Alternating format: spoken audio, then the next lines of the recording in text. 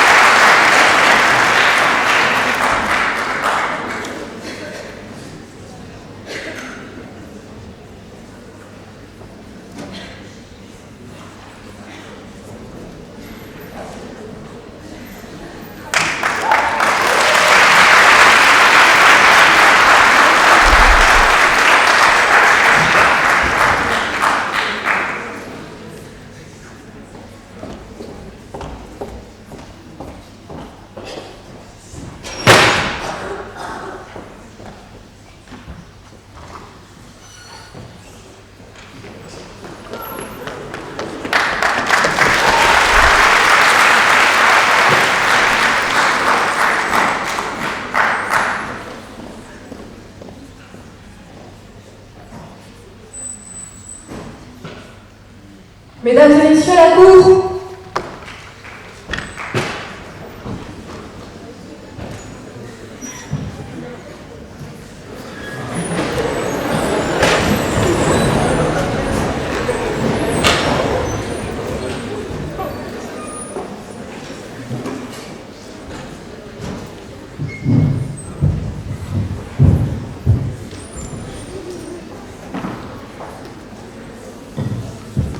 Mesdames et messieurs, l'audience criminelle est ouverte, veuillez vous asseoir.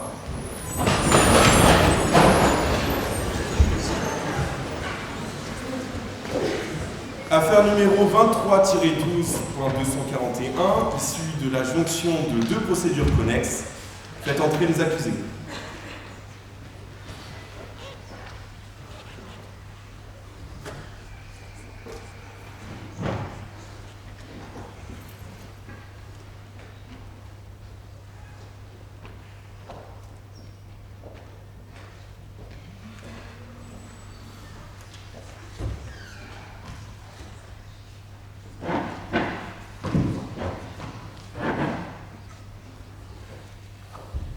Madame, je vais vous demander de vous lever, de vous approcher et de décliner vos noms, prénoms, âge et domicile, s'il vous plaît. Je m'appelle Cathy Severdine, je suis née le 8 mai 2004 et j'habite au district 12. Madame Everdine, je vous informe qu'au cours des débats, vous pouvez faire des déclarations ou garder le silence. Que choisissez-vous? Je souhaite faire des déclarations. Bien, vous pouvez vous rasseoir. Monsieur, vous pouvez vous approcher. Veuillez également décliner vos noms, prénoms, âge, domicile et profession, s'il vous plaît. Je m'appelle Coriolanus Snow, je suis né le 23 octobre 1938 et j'habite le Capitole. J'exerce la fonction de président de Panem depuis maintenant 20 ans. Monsieur Snow, je vous informe qu'au cours des débats, vous pouvez faire des déclarations, garder le silence. Que choisissez-vous? Je souhaite faire des déclarations. C'est noté, vous pouvez vous asseoir. Alors aujourd'hui, c'est une audience exceptionnelle. Les jurés ne seront pas tirés au sort, mais constitués par vous tous. Ensemble du public, il vous reviendra de délibérer sur le sort de Madame Everdeen et Monsieur Snow. Ainsi, mesdames et messieurs, membres du jury, vous jurez et promettez d'examiner avec l'attention la plus scrupuleuse les charges qui seront portées contre Madame Everdeen et Monsieur Snow. De ne trahir ni les intérêts des accusés, ni ceux de la société qui l'accuse, ni ceux des victimes. De ne communiquer avec personne, puis après votre déclaration, de n'écouter ni la haine ou la méchanceté, ni la crainte ou l'affection. Je vous rappelle que les accusés sont présumés innocents et que le doute doit leur profiter. De vous décider d'après les charges et les moyens de défense, sur votre conscience et votre intime conviction avec la partialité et la fermeté qui convient à un homme libre de conserver le secret des délibérations, même après la cessation de vos fonctions. Je vous invite à lever la main droite et dire « Je le jure ». Très bien, je vous remercie. À présent, je vous invite à être attentif à l'exposé des faits résultant de la décision de renvoi et qui pourra être complété par les divers témoignages. En 1948, à Panem a lieu la révolte du district 13 qui conduira à son anéantissement, après la victoire du Capitole dirigée par le prédécesseur du président Snow. Dans le souci d'affirmer son pouvoir, il conçoit les Hunger Games, un jeu télévisé qui consiste à tirer au sort tous les 2 ans deux tribus filles et garçons âgés de 12 à 18 ans dans chaque district. Les districts sont au nombre de 12, le premier étant le plus riche et le 12e le plus pauvre. Celui ou celle qui s'oppose au tirage au sort est contraint par la force et amené par l'armée du Capitole. Au moment des jeux, les représentants sont rassemblés dans une arène sous la suggestion des membres du Capitole qui obéissent au président Snow. Dans cette arène, ils doivent s'affronter à mort jusqu'à ce qu'il n'en reste plus qu'un. Aux vainqueurs survivants est promise une vie rêvée.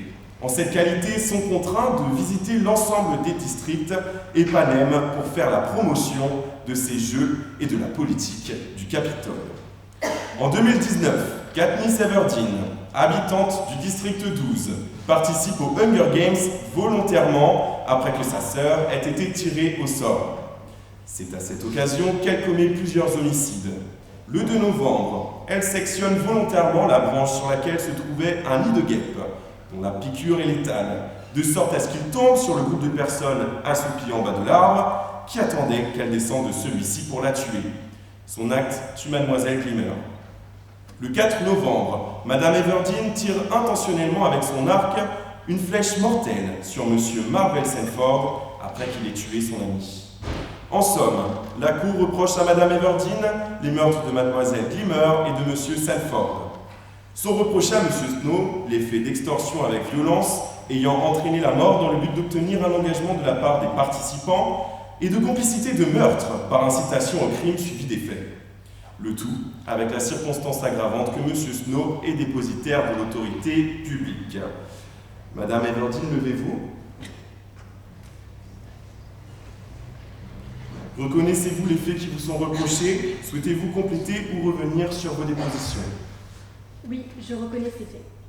Mais je tenais simplement à dire qu'au moment où je me suis portée volontaire, je ne me rendais pas vraiment compte que je devais tuer des êtres humains.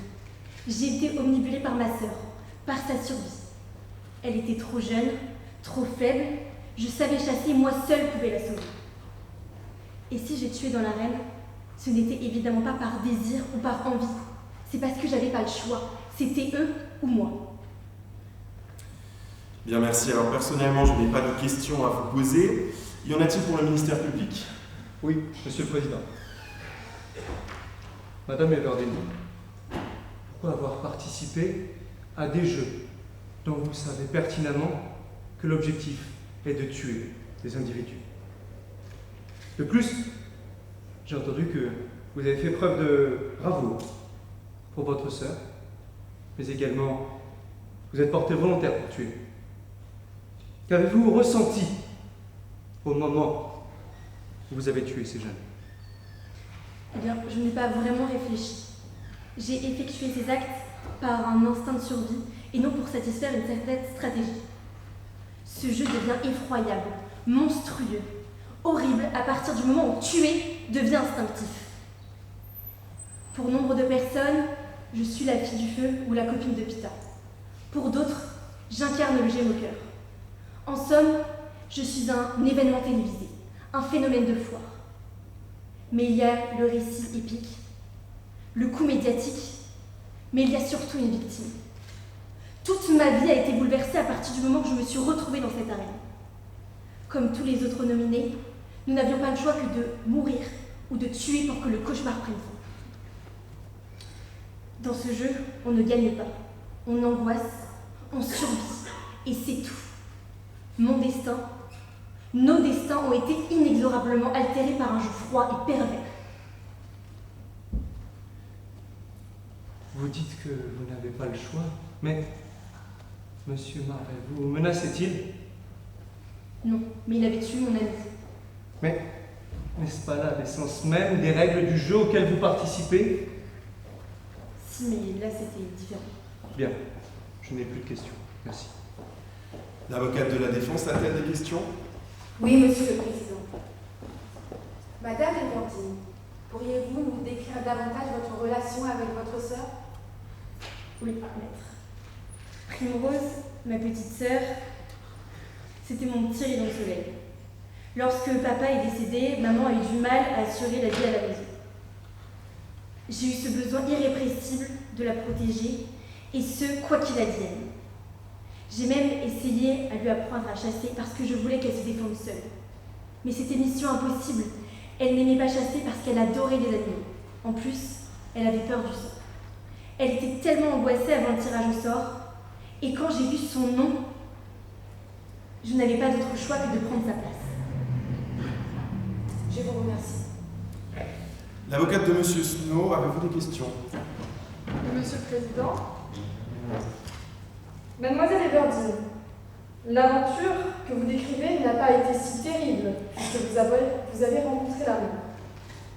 Et d'ailleurs, en parlant de Pita, avez-vous vraiment été sincère avec lui ou ce n'était plutôt que pour attirer les sponsors? Moralement incontestable, votre accusation est une aberration que vous m'avez dit. Maître, je vous rappelle que les sentiments, par définition, ne se contrôlent pas. Et en survie, ils se décuplent. Évidemment, au début de l'aventure, je n'étais pas ouverte à une relation. Évidemment, j'étais même hostile. Mais à partir du moment où nous sommes rentrés dans l'arène, Pita était juste mon seul réconfort. Il apportait un peu d'humanité dans ce jeu glacial, monstrueux. Alors oui, si l'amour est condamnable, alors oui, maître, je suis coupable. Merci Mademoiselle Everdeen, je n'ai plus de questions. Bien, Madame Everdeen, vous pouvez vous asseoir. Monsieur Snow, veuillez vous approcher de la barre, s'il vous plaît.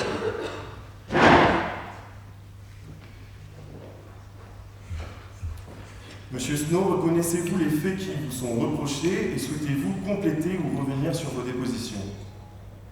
Je concède également les faits. Cependant, ma présence devant vous aujourd'hui témoigne d'une terrible méconnaissance des institutions et des traditions de Panem de la part du ministère public. Panem est, contrairement à ce que sa vulgate voudrait laisser croire, l'État le plus pacifique au monde. Pourquoi? Car notre nation, consciente de la violence qui émane en son sein, l'a domptée en la ritualisant. Les Hunger Games sont effectivement un rite de passage à l'âge adulte, un rappel de la dureté de la vie. Il y a donc une certaine noblesse à laquelle je tiens dans nos jeux, il est vrai, mais il y a surtout un contexte lié à leur création. Un contexte que nous ne pouvons pas oublier. Et malgré le fait que je trouve ubuesque la nécessité de rappeler la fondation de Panem et des Hunger Games, je me vois dans la possibilité d'y faire l'impasse dans mes déclarations pour que tout soit clair une fois pour toutes. Très brièvement, alors que les catastrophes naturelles avait déjà raréfié les ressources, les guerres qui s'ensuivirent pour se les accaparer laissèrent une terre ravagée et dévastée, une terre désolée et vidée de ses ressources. Dans un monde où la justice était alors personnelle, il y avait le besoin de créer une société pour réguler le comportement des individus entre eux, mais surtout pour rationner, afin que chacun puisse manger. Un État strict, mais un État qui partage les ressources pour permettre au plus grand nombre de se nourrir. Un État autoritaire, mais un État qui permet aux hommes de cohabiter et de s'entraider. Panem était né.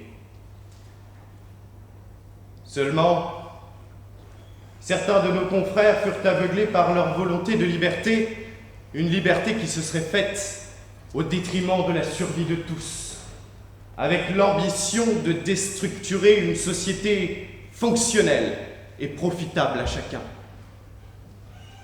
Nos confrères du district 13 se révoltèrent donc, 75 ans auparavant, et tout ceci aboutit à une nouvelle guerre sanglante, mettant en danger l'équilibre de notre système. Une guerre marquante, puisque le souvenir du district 13 et de son insurrection se reflète dans les Hunger Games. Les Hunger Games sont donc par conséquent un outil de régulation fondamental, permettant la maîtrise de l'ascenseur social et surtout l'asphyxie des rébellions. Je vous le dis, cela ne m'enchante guère d'inspirer la terreur quotidiennement, mais tant que le monde extérieur revêtira des caractères hostiles à la vie et que cette dernière ne sera possible qu'entre les murs de Panem, alors l'ordre doit être le maître mot pour permettre à chacun de vivre aux côtés de ses pairs, et ce, sans débordement. Je ne jure que pour la vie des habitants de Panem, je ne jure que pour la continuité de l'humanité. Et c'est pourquoi je me permettrai de vous poser une question. À l'époque de Rome, aurions-nous traduit ces élites en justice qui, soucieuses du bien-être de leur peuple, leur offrirent du pain et des jeux? J'en ai fini. Bien, vous en aviez des choses à dire. Personnellement, je n'ai toujours pas de questions. Le ministère public en a-t-il? Oui, Monsieur le Président. Monsieur Snow, vous, président de Panem, ne vous sentez-vous pas responsable de cette détresse psychologique dans laquelle vous plongez l'ensemble de la jeunesse de votre ville? Absolument pas. Il est vrai que le bien fondé de ce choix peut être remis en question. Néanmoins, j'ai toujours défendu ces jeux dans l'intérêt général de la nation. En effet, il est flagrant de constater à quel point cette pratique est source de solidarité et de rapprochement entre les individus, de par ces sentiments créés par ce grand divertissement que sont les Hunger Games. De plus, dans une société fracturée et sensible comme celle de Panem, ces jeux viennent consolider le calme, éteindre les potentielles étincelles de révolte et de nouveau faire briller la flamme de l'ordre. À vous entendre, votre société se rassemble autour de l'individualisme, de la peur, de la mort. Et que faites-vous de toute cette population qui tente par tout moyen d'échapper à cette torture? Considérez-vous qu'il en va également de l'intérêt général, que le divertissement que pourraient procurer à la population ces jeux ne soit vécu que comme ça, par une infime partie de celle-ci, le Capitole? Peu importe la société peu importe la société dans laquelle nous vivons, monsieur le procureur, nous naissons tous inégaux. Seulement, certaines sociétés ont besoin de plus d'inégalités pour survivre, d'une hiérarchie plus structurée pour permettre au plus grand nombre d'exister, et d'un ascenseur social contrôlé pour ne pas que cette société si difficile à ériger s'effondre en un silement d'œil. Donc non, je ne considère pas ces jeux comme une torture, comme vous pourrez le dire, mais bien comme un mécanisme sociétal permettant aux individus de s'épanouir malgré eux, et ce, sans débordement.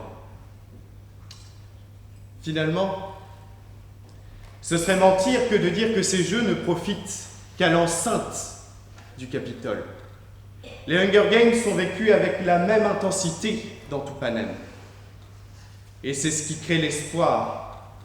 Un espoir que je partage, l'espoir qu'un jour nous verrons s'ériger une société égalitaire et déliée de ses chaînes. Pour résumer, la mort et l'inégalité sont pour vous synonymes d'espoir. Pardonnez-moi, je ne partage pas ce point de vue. Merci, je n'ai pas d'autres questions. Y a-t-il des questions du côté de l'avocate de la défense? Oui, Monsieur le Président. Monsieur Snow, vous avez désapprouvé la note attribuée à Mademoiselle Katniss lors de son évaluation préfigurant les Jeux, où elle a tiré une flèche en direction des membres du Capitole. Pourquoi cela? Eh bien, depuis 20 ans, ma vie est dédiée au souci de la bonne continuité de mon pays. Non pas que je me plaigne, mais je sais notre situation. Je connais notre société. Et je sais que le bien-être de notre peuple passe par l'ordre qui y règne. Comme je vous l'ai mentionné, cela ne m'enchante guère d'inspirer quotidiennement la terreur, mais comme je vous l'ai également dit, je sais que ceci est nécessaire. Ne pensez-vous pas que j'aurais pu faire comme à l'époque des jours sombres, c'est-à-dire ignorer la révolte? Bien sûr. Mais tout ceci aurait été au détriment de l'intérêt de tous. C'est pourquoi la moindre trace de rébellion doit être annihilée. Et lorsque Mademoiselle Everdeen pointe sur des représentants de l'autorité durant une parade une flèche, même si elle ne cause aucun dommage, ceci constitue une rébellion qui ne doit pas être encouragée. Merci, Monsieur Snow. Votre réponse nous permet de mieux comprendre que votre unique objectif est de préserver l'ordre de la nation. Je n'ai pas d'autres questions. Monsieur, vous pouvez vous asseoir. Je vais dès à présent procéder à la lecture de l'enquête de personnalité des accusés réalisée par un psychiatre. Les mots de l'expert sont les suivants. Katniss Everdeen a un sens du sacrifice extrêmement développé. Elle se fait une haute idée du devoir, tout particulièrement vis-à-vis des gens qui lui sont chers. Conjointement, elle fait preuve d'une grande susceptibilité et présente des carences dans sa capacité à se sociabiliser et à témoigner de l'affection. L'absence de figure paternelle, à laquelle s'ajoute une mère en proie à une dépression sévère, peuvent en être des facteurs explicatifs. Enfin, le rapport que Mademoiselle Everdeen entretient avec sa sœur laisse penser que cette dernière est le pilier de sa stabilité mentale et émotionnelle. De son côté, M. Snow affiche un profil psychologique d'un grand détachement et d'une cruauté aiguë. Il y a lieu de s'interroger sur une potentielle psychopathie. De façon générale, la vie humaine lui importe peu et considère le maintien d'un ordre établi comme un principe fondamental. D'un perfectionnisme obsessionnel, frisant la paranoïa, M. Snow est par nature calculateur et prône l'usage de la violence comme arme politique. Parallèlement, il se soucie de son apparence et de l'image qu'il renvoie. Témoigne l'usage d'une rose sur son costume afin de masquer l'odeur du sang émanant de sa bouche du fait d'anciennes plaies. Enfin, l'analyse relève une intelligence vive et une compréhension limpide des émotions d'autrui. Nous allons désormais entendre les différents témoignages. J'appelle à la barre Madame Sanford, mère de Marvel Sanford, décédée lors de la 74e édition des Hunger Games d'une flèche de Katniss Everdeen. Madame, veuillez décliner votre identité et votre lien avec les accusés. Je m'appelle Edith Sanford, j'ai 41 ans et je réside dans le district 1. J'ai perdu mon fils, Marvel, en novembre 2019, après que Katniss Everdeen l'ait tuée. Elle, je ne la connaissais pas avant les Jeux, mais lui, le président Snow, je sais très bien qui c'est. Merci. Jurez-vous de parler sans haine et sans crainte, de dire toute la vérité et rien que la vérité? Levez la main droite et dites « Je le jure ». Je le jure. Merci. Monsieur l'avocat général, a-t-il des questions aux témoins? En effet. Madame, considérez-vous l'institution des Hunger Games comme bénéfique à la société de Panem? Si ces Jeux n'avaient pas eu lieu, mon garçon, il aurait été à la maison avec moi pour Noël, avec toute sa famille. Mais il a préféré jouer. Vous savez, c'était vraiment important pour lui de se porter volontaire. Et puis, il était persuadé de gagner la mort. Mais dans les circonstances actuelles, je ne veux pas dire que je me réjouis de nos institutions. À la lecture du dossier, il s'avère que mademoiselle Everdeen ne s'est pas excusée auprès de vous pour la mort de votre fils. Qu'avez-vous ressenti de cette indifférence, Madame Sanford? Ce fut comme si la flèche qui avait atteint mon enfant m'avait aussi transpercé le cœur. Mais ce sont les règles. Il a joué et il en est mort. Merci. Je n'ai plus d'autres questions. La défense de Madame Everdeen a-t-elle des questions? Oui, Monsieur le Président. Madame Sanford, avez-vous connaissance du nombre de personnes que votre fils a tuées dans l'arène? Vous pensez que je l'ignore? 3. Il a tué 3 personnes. Et il en aurait probablement tué davantage s'il n'était pas mort. Et vous, avez-vous présenté vos excuses aux familles que votre fils a tuées? Non. Non. Ce sera tout pour moi. Je vous remercie. La défense de Monsieur Snow a-t-elle des questions à poser aux témoins? Non, Monsieur le Président, je n'ai pas de questions. Je vous remercie. Madame Sanford, vous pouvez vous asseoir.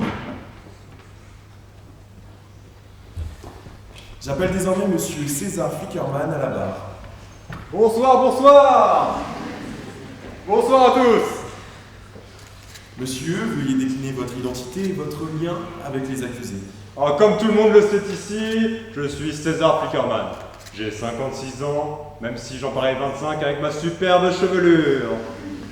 J'habite au Capitole et bien sûr, je suis le célèbre présentateur des Hunger Games! Merci. Jurez-vous de parler sans haine et sans crainte, de dire toute la vérité et rien que la vérité? Levez la main droite et dites « Je le jure ». Je le jure. Le ministère public a-t-il des questions pour le témoin? Effectivement. Avant tout, j'aimerais comprendre. Quelle arrogance dans la présentation, monsieur. Ces rires valent bien 1000 réponses. Bon. Monsieur, vous êtes le présentateur de ces jeux depuis déjà de nombreuses années et vous avez vu des générations de jeunesse s'enchaîner sur vos sièges. Alors, je vous demande, n'y a-t-il pas une relation qui se noue avec cette jeunesse? Mais si, ils sont tous uniques. Mais certaines histoires nous marquent plus que d'autres. Voyez la fabuleuse histoire d'amour entre Madame Katniss Everdeen et ce bon vieux Peeta Mellark, qui a ému tout le Capitole, et je le crois bien plus encore. Mais attention, il ne faut pas trop s'attacher, c'est le prix à payer pour avoir des jeux aussi fabuleux.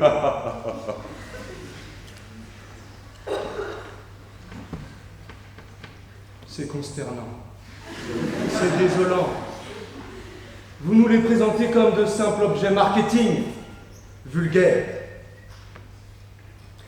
Et j'irai plus loin, ne trouvez-vous pas cela révélateur de l'idéologie promulguée par les jeux, comme une disposition de la vie humaine, comme un simple spectacle?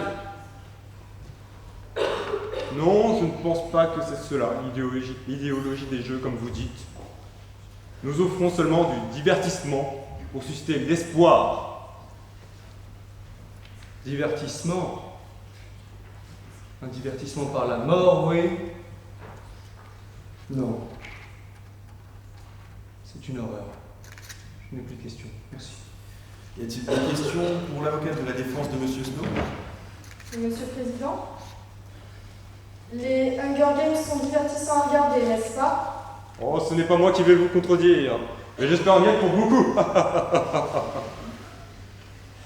Pourquoi alors avoir besoin de booster leur audimat en rendant leur diffusion obligatoire sur des écrans géants dans tous les districts? Vous savez, c'est parfois difficile de fédérer une nation. Voyez cette petite coercition comme un coup de pouce. Par exemple, lors de la Révolution, le décapit était une fête obligatoire. Nous poussons les gens à s'amuser. N'y a-t-il pas pire dans la vie? Bien entendu. Et il me semble d'ailleurs que les Hunger Games permettent aux gagnants de s'enrichir, n'est-ce pas? Je pense que le Capitole est très généreux envers les gagnants. Il leur offre la richesse et la célébrité. Mais aussi aux participants. Voyez leurs somptueux appartements. De plus, ils offrent de l'espoir aux familles et aux districts. Des émotions, de la tristesse bien sûr, des tensions, mais aussi de la joie. Finalement, ils sont généreux envers le Capitole et nous sommes généreux envers eux pour nous offrir des jeux aussi fabuleux. Et avez-vous constaté une quelconque forme de rébellion de la part de mademoiselle Everdeen lors des événements préfigurant les Jeux? Non, aucune. Mais à vrai dire, les participants n'ont que peu d'intérêt avant de devenir des vainqueurs. C'est ceci qui les fait devenir des êtres aussi exceptionnels que moi. Je vous remercie, ce sera tout pour moi. Bien, la défense de Madame Everdeen a-t-elle des questions? Non, Monsieur le Président. Bien, vous pouvez retourner vous asseoir, monsieur. À présent, j'appelle monsieur Émile Sabernati à la barre.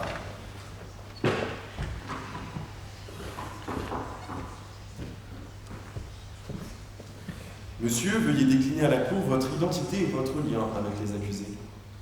Mon nom est Émile Sabernati, j'ai 44 ans et je suis le vainqueur de la 50e édition des Hunger Games. Depuis ce jour, je sers de mentor à tous les infortunés, je le fous aussi, du district 12. Et c'est donc moi qui ai eu la chance de conseiller Pita et Katniss lors de leur participation. Jurez-vous de parler sans haine et sans crainte, de dire toute la vérité et rien que la vérité? Levez la main droite et dites « je le jure ». Je le jure. Bien, y a-t-il des questions du côté du ministère public? Oui, j'ai une question. Monsieur, vous qui êtes sorti vainqueur des Jeux des Hunger Games, la victoire n'est-elle que gloire et honneur? Ça me fait toujours marrer ça. En résumé, vous quittez une pauvreté paisible pour rejoindre une prison dorée, depuis laquelle vous envoyez des gamins se faire suicider. Le pire, c'est qu'au final, vous espérez qu'ils ne gagneront pas, parce que vous pouvez souhaiter à personne de finir comme vous. Qu'entendez-vous par finir comme vous? Écoute-moi bien. Je vais te dire un truc. Monsieur, nous sommes deux enfants dans une cour d'assises, je vais vous demander de surveiller votre langage, s'il vous plaît. Très bien. Faire attention, puisqu'il semblerait que le lieu l'impose, mais ça change pas à quelque chose. Faut quand même que tu m'écoutes. Parce que c'est plus Monsieur. Ils m'ont... S'il vous plaît. Très bien. Sachez une chose, c'est que je pèse mes mots. Quand je dis que ces putains de jeux m'ont pris ma jeunesse, mon innocence et ma santé, mes mots sont pesés.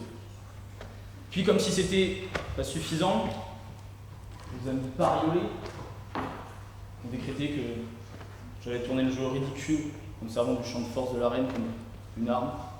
Alors, résultat, ils sont venus. Ils ont pris mon père, ils ont pris ma mère, mon petit frère, ma copine, tous ceux que j'aimais. Alors ouais, aujourd'hui je suis là devant vous, vivant. Bon. Pourquoi faire? Je vous remercie pour cette réponse, bien que vulgaire. Je n'ai pas d'autres questions. Merci. La défense de Madame Everdeen a-t-elle des questions? Oui. Monsieur Abernathy, vous qui avez participé au jeu, pouvez-vous nous décrire comment se déroule-t-il en tant que tribu? C'est assez simple. Un matin, vous vous levez, vous êtes pauvre, sans intérêt, sans histoire. Et puis, ce même jour, un papier vous appelle, et tout d'un coup, vous devenez l'élu, une espèce de demi-dieu. Pendant 2 semaines, à partir de ce jour, les gens prennent soin de vous, les gens vous bichonnent, vérifient que vous ne manquez de rien, et vous, pendant ce temps-là, vous vous chiez dessus. L'avantage avec le début des jeux, c'est que vous n'avez plus le temps de vous poser toutes ces questions existentielles sur la vie. Vous devenez juste une bête, un animal, dont le seul objectif c'est de survivre. Puis un jour, c'est fini. Vous êtes en vie, vous avez gagné. Même vous n'y croyez pas. Et semblerait-il, ce jour-là, votre vie ne change à jamais. C'est fantastique. Si vous pouviez remonter le temps et faire comme si vous n'y aviez jamais participé, quitte à perdre tous les avantages que cette victoire vous a octroyés, que feriez-vous? Calcul, il est simple. Hein. D'un côté, j'ai une super baraque avec des gens pour s'en occuper. J'ai une rente à vie et j'ai la possibilité, certains ont peut-être la chance, de filer des conseils à des gamins, des leçons. De l'autre, ce que j'ai vu dans l'arène, ça m'empêche de dormir la nuit sans avoir une veilleuse, ça m'empêche de vivre le jour sans avoir du cognac. Alors, ouais, je pense que certains aiment vivre cette vie d'artiste torturé. Moi j'ai essayé. Bah non, c'est pas mon truc. Vraiment, si c'est à faire, je le ferai pas. Ça a le mérite d'être clair. Je vous remercie. Y a-t-il des questions pour la défense de M. Snow? Pas de question, Monsieur le Président. Très bien, monsieur, vous pouvez vous rasseoir. J'appelle désormais monsieur Pita Melark à la barre.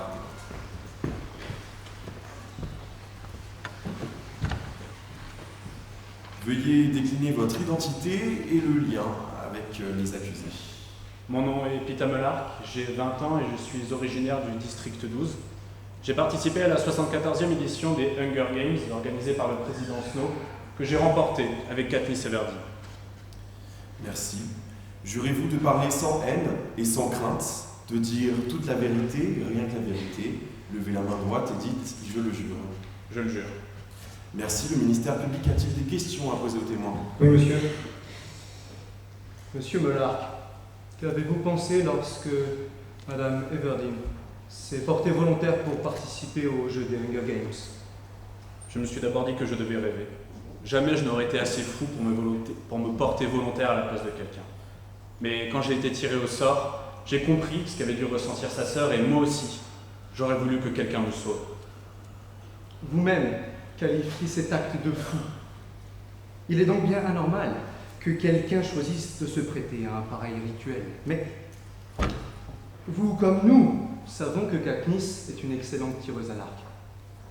Alors, je vous pose la question, avec du recul, ne pensez-vous pas qu'en se portant volontaire pour participer, elle était confiante dans la possibilité de tuer facilement ses adversaires? Tuer facilement, je ne crois pas. Katniss n'était même pas certaine de trouver un arc dans l'arène. La seule chose qu'elle a faite, c'est protéger sa sœur en se portant volontaire à sa place. La seule chose qu'elle a faite, c'est se défendre lorsque son intégrité était menacée. Elle n'a pas tué par plaisir. Même si Katniss est restée solitaire pendant beaucoup de temps dans l'arène, cela n'a pas empêché de faire preuve d'une grande solidarité avec d'autres participants, comme Rue, la petite gamine du district 11 qui devait lui rappeler sa sœur. Merci. Je n'ai plus d'autres questions. Y a-t-il des questions du côté de la défense de M. Snow? Merci, Monsieur le Président. Monsieur Melarc, il ressort de l'instruction que votre histoire d'amour avec Katniss n'a été qu'un leurre, destiné à l'avis public et à tromper le Capitole. Est-ce le cas? C'est faux. C'est faux. Les médias se sont passionnés de notre histoire. Je me rappelle à l'époque, certains nous surnommaient même les amants maudits. Katniss et moi avons toujours été sincères. Vous savez, pour le public, notre histoire d'amour a commencé après cette interview où j'ai révélé les sentiments que j'avais pour Katniss devant tout le monde. Mais en réalité, je l'aime depuis mon premier jour d'école, où je n'avais pas pu décrocher mes yeux de sa belle robe rouge et de ses jolies nattes. J'avais 5 ans à l'époque. Elle avait dû me prendre pour un con. Mais ne pensez-vous pas que Katniss, voyant les limites de sa stratégie individualiste, n'a pas fait semblant de vous aimer pour sa propre survie et s'opposer aux règles fixées par le Capitole en menaçant de manger ses baies tueuses et de mourir tous les deux, alors qu'il ne devait en rester qu'un? Non, non, je ne pense pas, je suis même persuadé du contraire.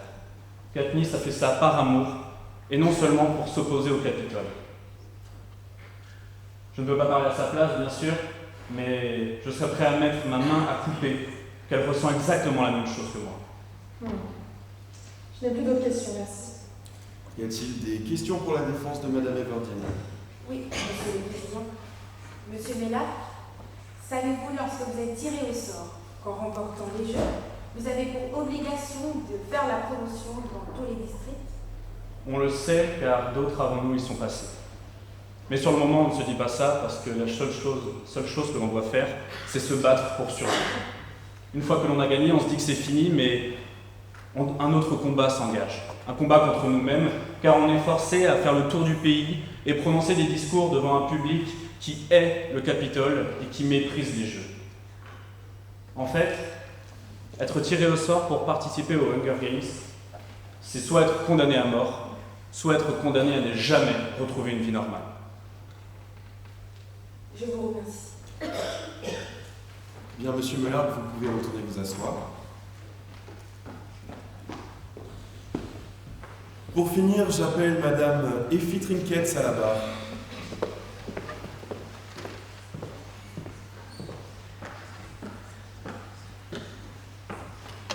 Madame, veuillez décliner votre identité et votre lien avec les accusés.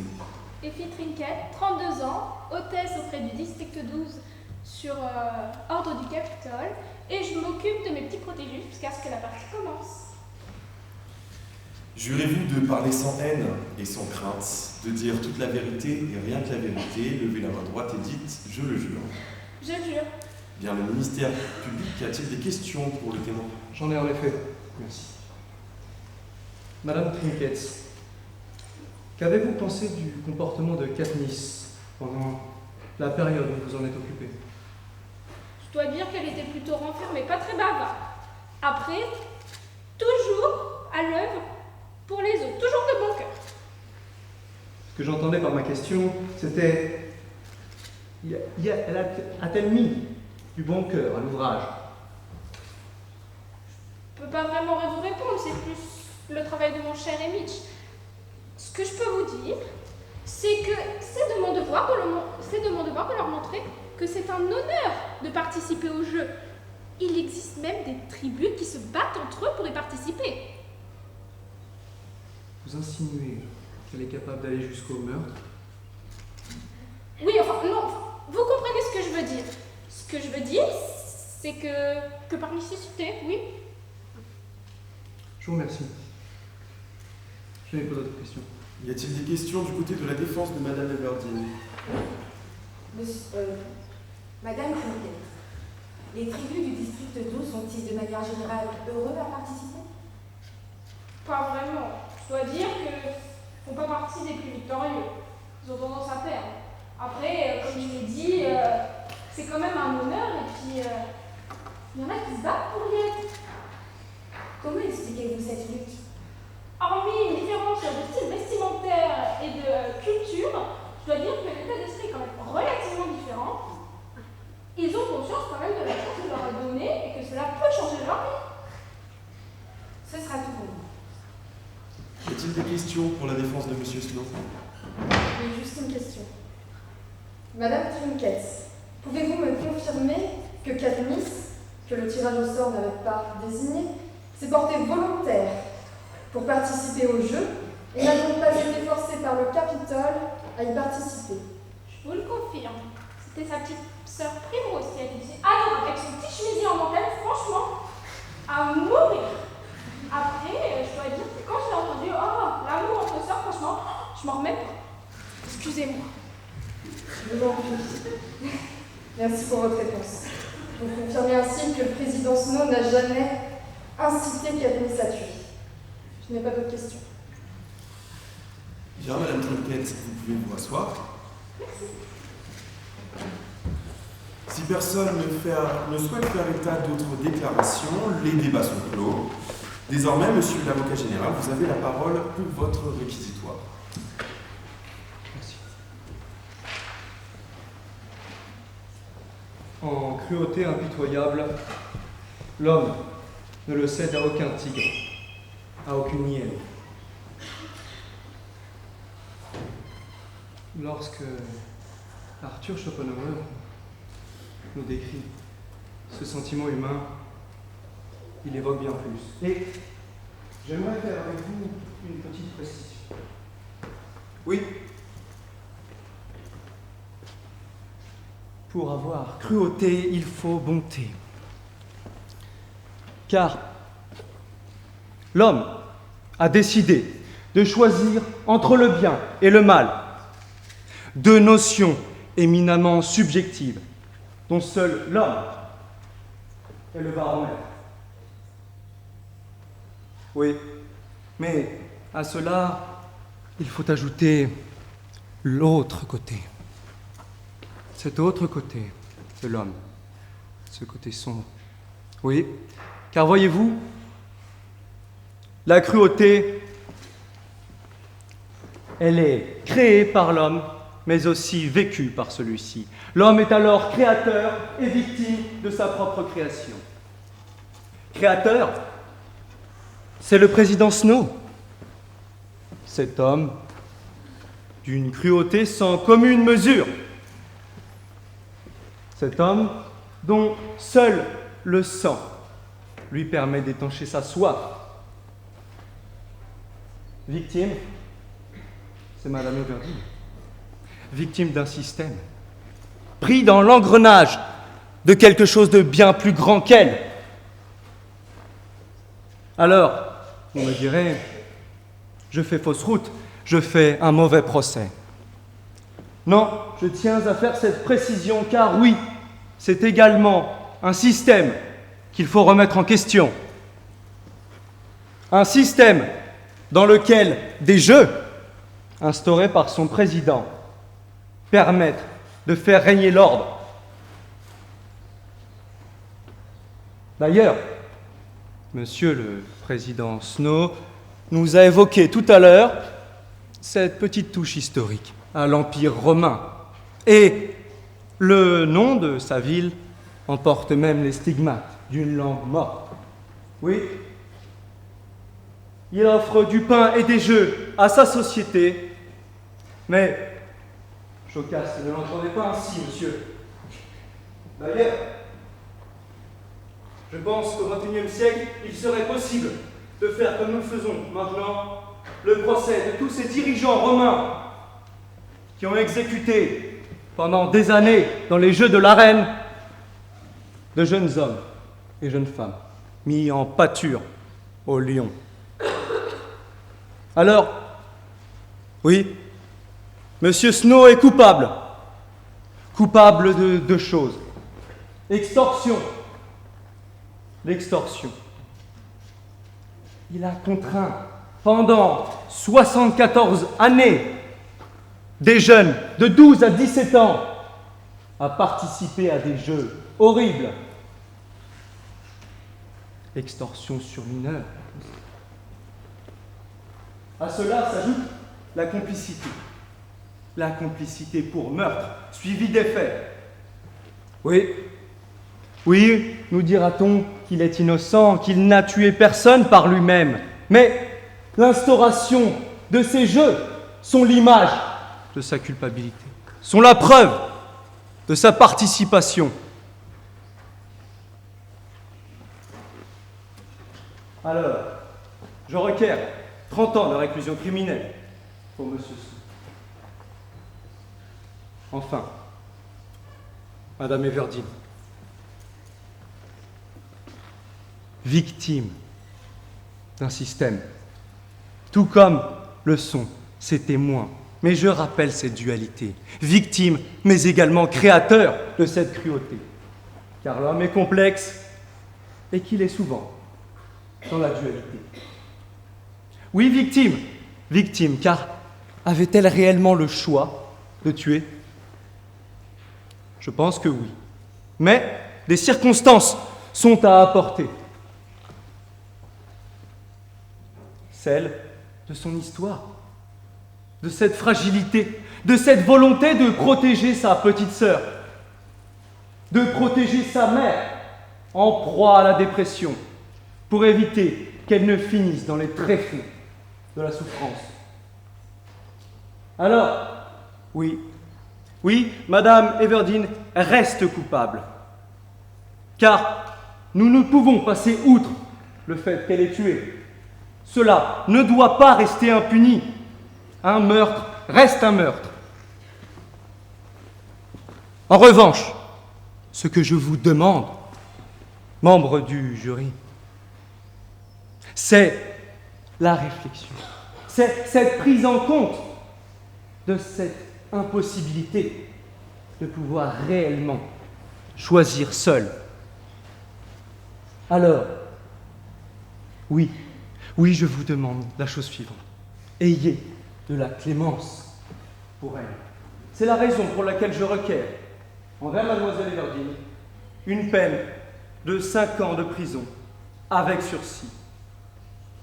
Sursis nécessaire en l'occurrence, puisque, pris dans ces jeux, elle n'avait pas réellement le choix.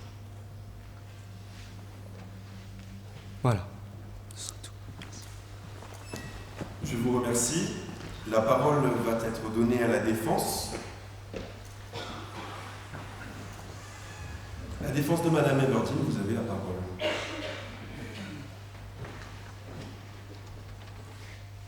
Monsieur le Président, Mesdames les assesseurs, Monsieur l'avocat général, chers consoeurs, Mesdames et Messieurs membres du jury, fermez les yeux. Imaginez que vous êtes face à un train dont les freins ne fonctionnent plus. Votre mère se trouve sur les rails. Vous avez la possibilité d'agir. Vous pouvez enclencher le levier pour dévier le train, mais engendrer par ailleurs la mort de 3 autres personnes. Un choix cornélien, n'est-ce pas? Eh bien, figurez-vous que ce choix, c'est celui qu'a dû faire ma cliente. Choisir entre laisser sa sœur participer à un jeu immonde que sont les Hunger Games, nous rappelons les premières heures de l'humanité dans lequel l'homme est un loup pour l'homme, ou se désigner pour l'épargner de ces atrocités. Personne ne l'a donc contrainte. Elle s'est portée volontaire, c'est un fait. Mais peut-on blâmer l'amour d'une sœur qui a entaché ses mains pour garder intacte celle de sa sœur? Peut-on la blâmer pour n'avoir voulu que préserver l'équilibre, bien que fragile, d'une famille au cœur brisé par la mort d'un père dans une mine?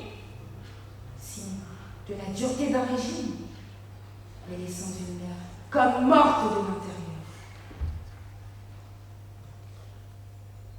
C'est trop facile, beaucoup trop facile, de juger les Hunger Games comme une tradition. Tradition n'est pas toujours synonyme d'allégresse. Il en est de certaines que l'on peut qualifier de honteuses, tant pour leur idiotie que leur barbarie.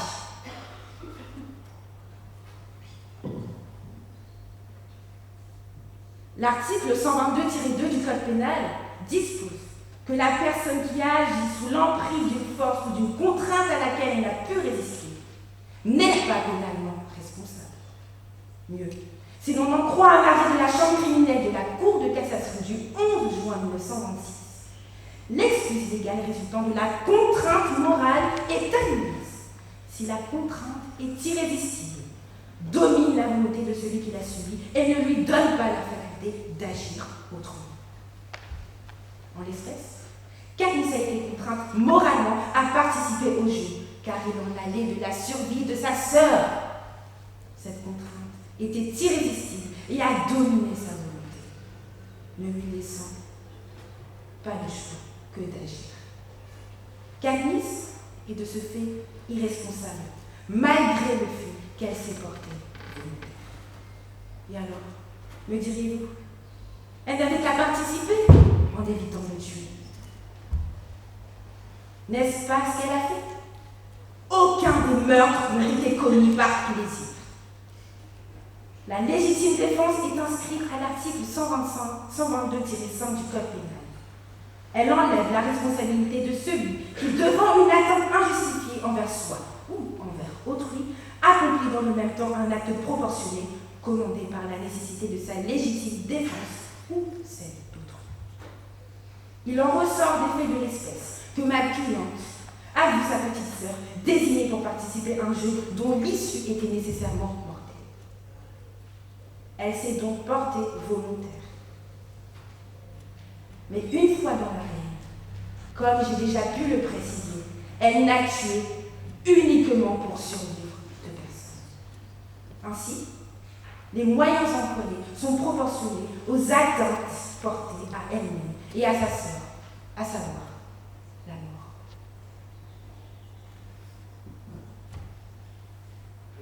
On ne peut qu'avouer que Katniss n'est que la marionnette d'une idéologie, qu'un moyen de divertissement ne cherchant qu'à satisfaire les caprices d'une bourgeoisie à la démesurée, nauséabonde. Raviver l'espoir du peuple, le sentiment de patriotisme, il n'en est rien. Tout ça n'est qu'illusion. Regardez Haymitch. Le destin a jamais réduit ensemble. L'alcool est devenu sa seule raison d'être, complètement dépossédée. Toute sa vie est marquée par l'instinct de survie, contre ses adversaires dans le jeu, de contre lui-même en dehors d'eux. Et Katniss, à cause de ces jeux, la nuit, dans sa tête, tout s'embrouille, se chambouille. Elle revoit les dépouilles de ses corps qu'elle a tués en dépit d'elle, qui la hante, ne lui laisse aucun répit, et puis ce mal du cauchemar qui explose. La réduisant en miettes. On ne voit que la partie émergée de l'iceberg. Amour, gloire et richesse. Mais au fond, il ne reste rien. Jamais elle n'a trouvé de satisfaction à tuer. Le témoignage de M. Maillard en est la preuve même. Elle l'a sauvé. Et en faisant cela, elle est allée à l'encontre des règles de ce jeu. Encore une fois, elle a voulu sacrifier sa vie au profit de l'amour de son prochain. N'est-ce donc pas là, même, la preuve d'une révolte contre ce régime?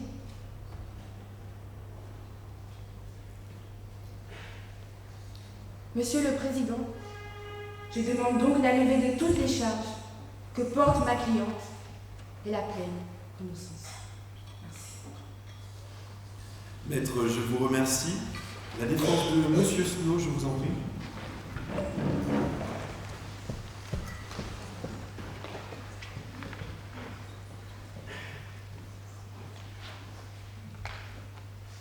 Monsieur le Président, consoeurs, Monsieur le Procureur, Mesdames les assesseurs, Mesdames et Messieurs les jurés. Avouez-le, vous adorez le détester. Snow est le coupable idéal. Il est le méchant dictateur, le tortionnaire, celui qui instrumentalise la peur. Il est facile de penser de la sorte, mais cela est terriblement loin de la réalité. Cet homme que tout le monde accuse est pourtant le gardien de la quiétude de Panem, l'homme sans qui toute la société serait plongée dans le chaos le plus total. En effet, il faut reconnaître que les jeux ont été une nécessité face à un peuple démesurément révolté. Et pourtant, chaque année, chacun des 12 districts regarde attentivement, rivé sur leurs écrans, le déroulement des jeux, avec cette soif d'observer jour après jour leurs semblables s'entretuer. Voyez-vous de quoi je veux parler lorsque j'évoque cette curiosité malsaine? Vous, mesdames et messieurs les jurés, ne l'avez-vous pas vous-même expérimenté en vous délectant de ce spectacle que sont les Hunger Games? N'avez-vous pas ressenti un certain plaisir au fond de vous? Ensuite, il apparaît que le ministère public se base sur l'article 312-1 du Code pénal pour accuser mon client d'extorsion. Ainsi, il aurait par la contrainte obtenu des participants l'engagement de participer aux Hunger Games. Mais est-ce vraiment le cas? Permettez-moi d'en douter. En effet, il est de notoriété publique que bon nombre de tribus se portent volontaires pour participer aux Hunger Games. Ce fut le cas de Mademoiselle Everdeen. Je veux vous rappeler également que certains adolescents se préparent même dès leur plus jeune âge à la participation des jeux. Voilà bien là la réelle preuve d'une volonté de la part de ces jeunes gens et une acceptation des règles établies par le Capitole. Par ailleurs, le ministère public se fonde sur l'article 121-7 du Code pénal afin, cette fois-ci, d'accuser mon client de complicité de meurtre. A-t-il toutefois été présent dans l'arène pour inciter ces jeunes gens à tuer? J'affirme que non. A-t-il seulement apporté une aide ou une quelconque assistance au candidat? Encore une fois, non. Ces jeunes gens, que l'on pense à tort d'une innocence cristalline, n'ont eu besoin d'aucune aide pour sortir leur épée et trancher la gorge de leur concurrent, ou bien encore de tirer une flèche pour en transpercer le cœur d'un autre. Ils n'ont pas hésité à tuer. Ces jeunes enfants sont devenus de sombres tueurs de leur propre volonté. Alors non, mon client n'est pas complice de meurtre. De plus, on accuse Snow d'être le seul responsable du déroulement des jeux. Mais ce n'est qu'une tradition qui ne fait que se perpétuer au fil du temps, et ce depuis 75 années. Et par définition, une tradition ne peut que continuer si un peuple entier l'approuve et l'applique. Or, c'est bien le cas.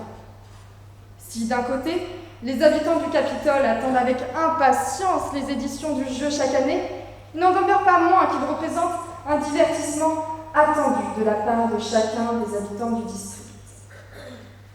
En effet, chacun d'eux souhaite voir un de leurs candidats sortir vainqueur des Hunger Games, car c'est là la logique du culte du héros.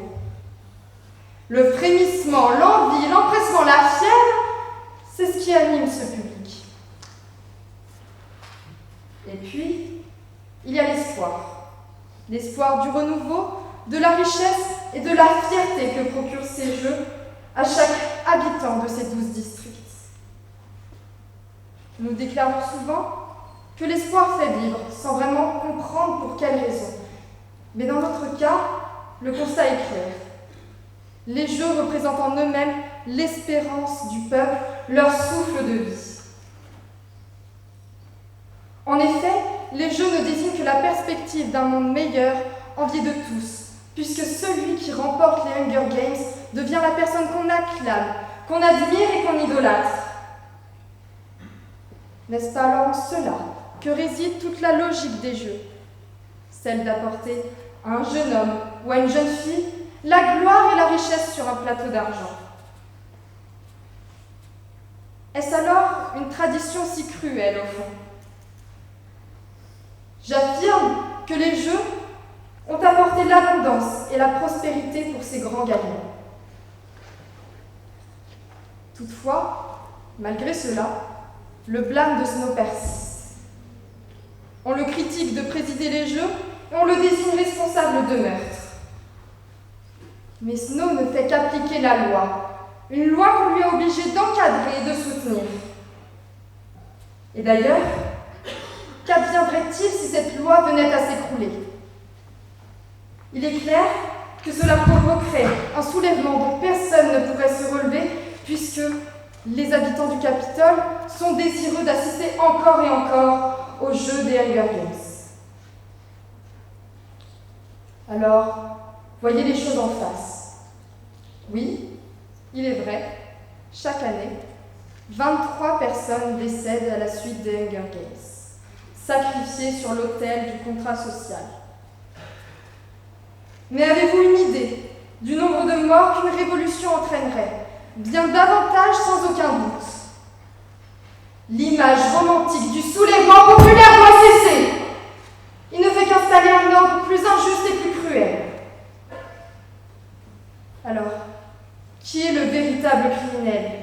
Celui qui, conscient de l'animalité de l'être humain, canalise ses désirs par le jeu pour en limiter les dégâts, ou bien le Tartuffe qui, sous l'envie d'appeler le bien, appelle à la révolte au détriment des tueries de masse occasionnées. Encore plus de sang, encore plus de cris, encore plus de larmes, encore plus de morts. Est-ce vraiment là? Est-ce vraiment cela que vous souhaitez? Il apparaît finalement qu'en choisissant de défendre Snow, vous rompez définitivement avec cette dialectique obsolète de l'ange et du démon. Et c'est seulement à ce moment-là que vous deviendrez le réel symbole de la justice. Je vous remercie. Je vous remercie, maître. Madame Everdeen, Monsieur Snow, levez-vous. Madame Everdeen, veuillez vous approcher de la base.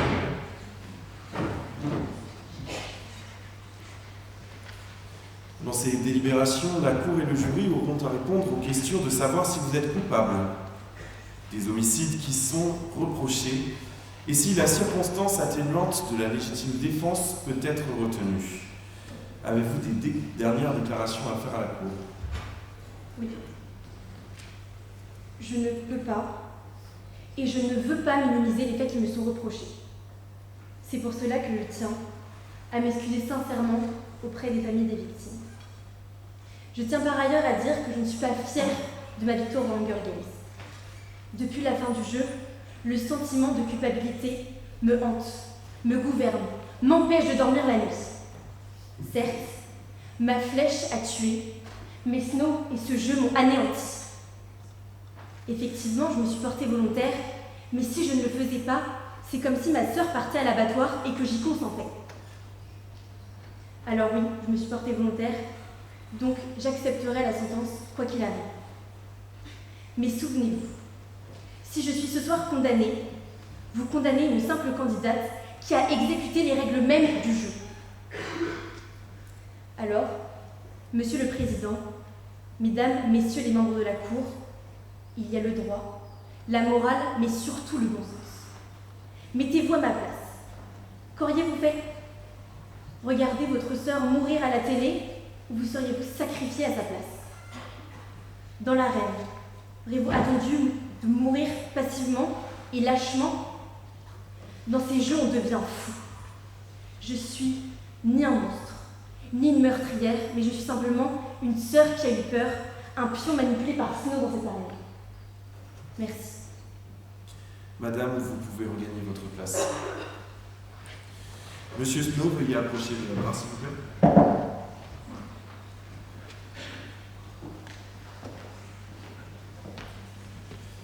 Dans ces délibérations, la Cour et le jury auront à répondre aux questions de savoir si vous êtes coupable des faits d'extorsion avec violence ayant entraîné la mort dans le but d'obtenir un engagement de la part des participants et de complicité de meurtre par incitation au crime suivi des faits, avec la circonstance aggravante que vous êtes dépositaire de l'autorité publique. Avant que le tribunal ne se retire, Pour délibérer, Monsieur Snow, conformément à la loi, souhaitez-vous compléter les dires de votre avocat? Je ne m'éterniserai point sur les dires de mon avocat, si ce n'est que de dire que la Cour pourra m'accuser de ce qui lui plaira. Elle ne pourra cependant pas me reprocher d'avoir accompli un devoir qui me semblait juste pour la survie de mes pères et surtout pour la continuité de l'humanité. Bien, vous pouvez vous rasseoir. Eh bien, si personne ne souhaite faire état d'autres déclarations, les débats sont clos et la Cour se retire pour délibérer.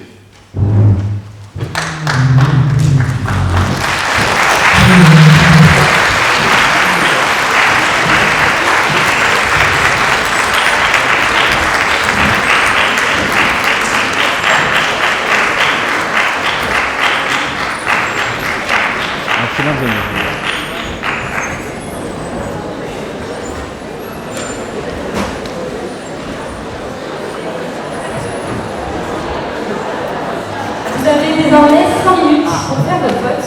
Pour rappel, vous allez devoir choisir les chefs d'accusation contre Snow. Snow est accusé d'extorsion avec violence. Pour rappel, l'extorsion est le fait d'avoir par la contrainte obtenu l'engagement de participer aux Hunger Games. Snow est également accusé de complicité de meurtre par incitation au crime. Vous pouvez également choisir d'innocenter Snow. Katniss Everdeen, elle, vous devez déterminer si elle est responsable pénalement. Pour rappel, on distingue la culpabilité de la responsabilité en droit pénal. Ainsi, la commission d'une infraction n'implique pas automatiquement la sanction prévue par la loi. Il faut être reconnu pénalement responsable pour répondre de ses actes délictueux et exécuter la peine qui en découle. Ainsi, la responsabilité pénale suppose la culpabilité, donc une faute, et l'imputabilité, donc la possibilité de mettre la faute sur le compte de celui qui l'a commise. Ça suppose donc une conscience et une volonté libre. En l'espèce, si la culpabilité de Katniss n'est pas contestée, elle a bien tué, l'imputabilité de ces meurtres pose question dans ce procès. Ainsi peut-on dire qu'elle était libre de tuer. C'est la question à laquelle vous devrez répondre tout en gardant en tête les dispositions légales citées par la défense. Pour rappel, la légitime défense est définie par l'article 122-2 du Code pénal. N'est pas pénalement responsable la personne qui a agi sous l'emprise d'une force ou d'une contrainte par laquelle elle n'a pu résister. Ça, c'est la contrainte morale. Et l'article 122-5 alinéa 1 définit la légitime défense. N'est pas pénalement responsable la personne qui, devant une atteinte injustifiée envers elle-même ou autrui, accomplit en même temps un acte commandé par la nécessité de la légitime défense.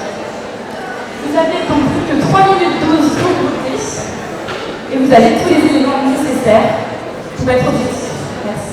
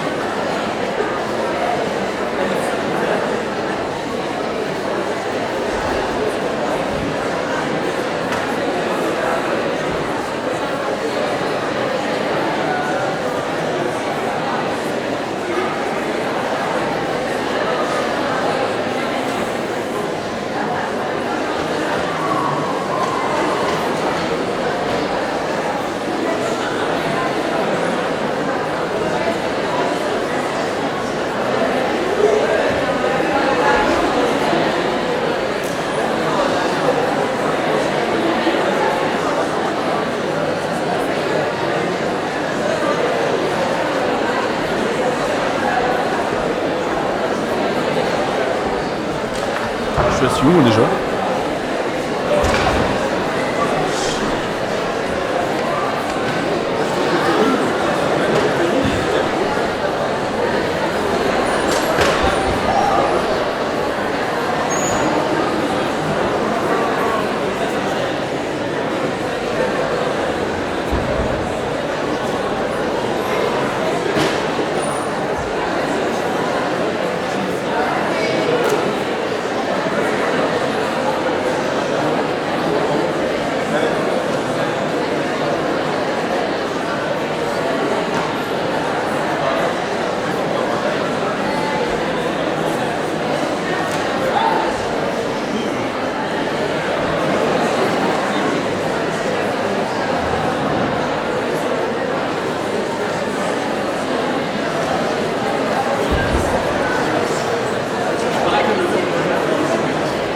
Mesdames et messieurs, la cour.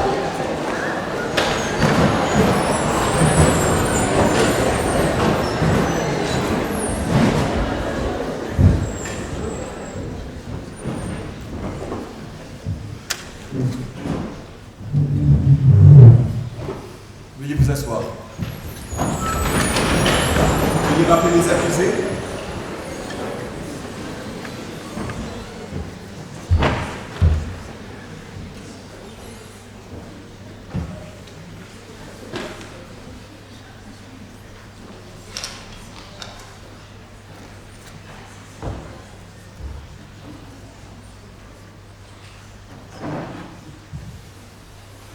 Monsieur Snow, Madame Everdeen, levez-vous.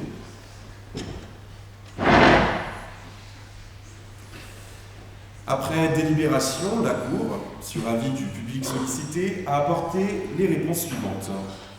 À la question de savoir si Madame Everdeen est pénalement responsable de ces meurtres, la Cour a répondu non. Elle a en effet retenu les faits justificatifs de légitime défense et a considéré qu'elle avait agi sous l'empire d'une contrainte à laquelle elle n'a pu résister. En conséquence, la Cour prononce l'acquittement de Madame Everdeen pour le chef de meurtre. Vous êtes donc libre. À la question de savoir si M. Snow s'est rendu coupable d'extorsion avec violence ayant entraîné la mort dans le but d'obtenir un engagement en sa faveur, par les participants, la Cour a répondu oui. Enfin, à la question de savoir si M. Snow s'est rendu coupable de complicité de meurtre par incitation au meurtre suivi des faits, la Cour a répondu oui. En conséquence, la Cour prononce la culpabilité de M. Snow pour les chefs d'extorsion avec violence ayant entraîné la mort dans le but d'obtenir un engagement en sa faveur par les participants et de complicité de meurtre par incitation au meurtre suivi des faits. M. Snow est donc condamné à 30 ans de réclusion criminelle. Mesdames et messieurs, l'audience est levée.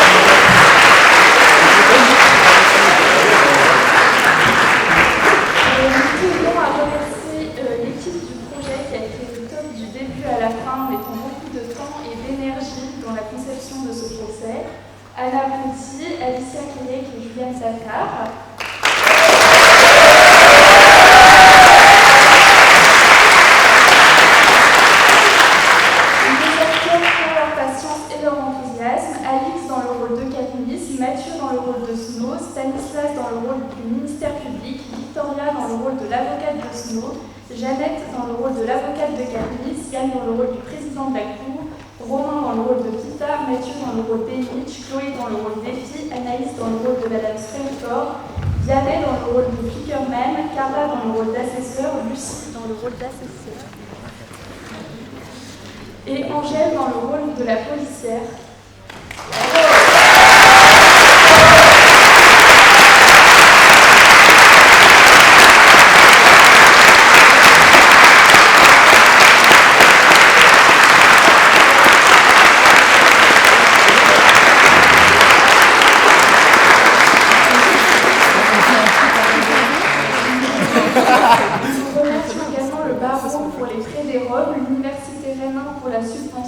la fac de droit et de sciences politiques de nous avoir permis de faire ce procès dans cet amphithéâtre, le TNP pour le prêt des costumes, le bureau de l'association pour leur précieuse aide tout au long du projet, l'équipe du tournage et de la bande-annonce, Lucie, Camille, Théo et Suzy, Zoé pour les photos et Yann pour la communication.